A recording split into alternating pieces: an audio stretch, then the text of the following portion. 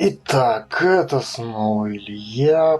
Поговорим о том, что такое народ.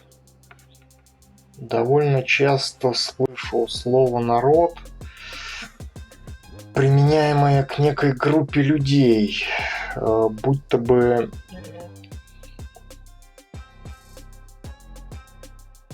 оно имеет какой-то исключительно положительный смысл и не подлежит попытке переосмысления в случае, когда он используется именно в таком контексте. Будто бы народ – это что-то изначально хорошее, а все плохое никоим образом не может относиться к народу. Но не является ли сам народ этим простым большинством, выполняющим роль исторической массовки? Ведь разве может выбор большинства быть мерилом чего-то хорошего? В этом смысле не имеет значения, что происходит с большинством, на какой бы территории оно ни проживало.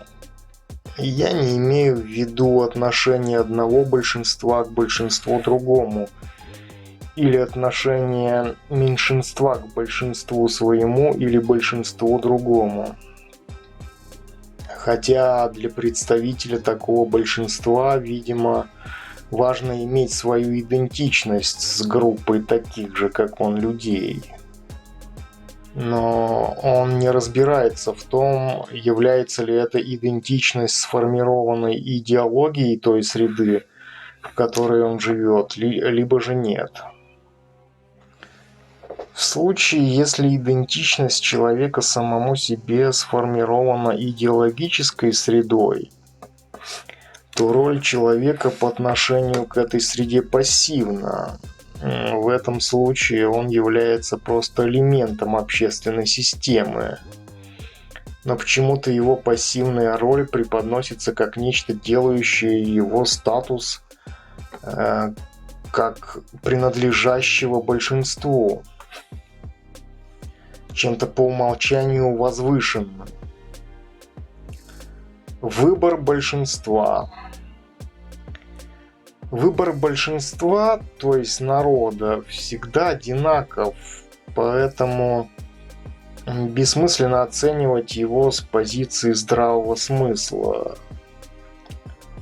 Большинство всегда инертно. Мне абсолютно непонятно, почему слово «народ» употребляется всегда в каком-то положительном смысле. Будто бы алкоголики, воры, мошенники и убийцы не являются народом. Хотя представители народа могут сказать, что, мол, таких людей меньшинство. Но я бы мог возразить, что если это не меньшинство, то это, вернее, если это меньшинство, то это не означает, что это не представители народа. Или люди, выбрасывающие мусор из окон своих квартир. Разве это не народ? Я считаю, что народ – это не более чем идеологическое понятие, призванное создавать у человека примитивного ощущение причастности его к чему-то большому и сильному. Это имеет непосредственное отношение к групповой идентичности человека, через которую у него образуется представление о происходящем в масштабах стран. Я считаю, что вообще представление о каком-либо человеке с точки зрения принадлежности его к некоему большинству довольно глупо, потому что с точки зрения большинства поведение одного человека мало что значит, так как большинство живет по инерции. категории мышления большинства всегда размыты и не имеют под собой никакого здравого обоснования с точки зрения индивидуального мышления.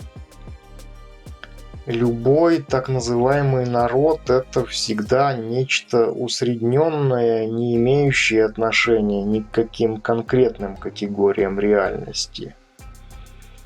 Поэтому и отношения между так называемыми странами – это всего лишь некая имитация реальности. Ведь с точки зрения объективных критериев все люди, проживающие даже на разных материках, мало чем отличаются, по крайней мере физиологически. Вообще, довольно нелепо относить человека к определенной территории, если он живет там просто в силу совокупности внешних факторов, которые обусловили его нахождение там, то есть на этой территории, да, и не имеют никакого отношения к его намерениям, сознательным намерениям.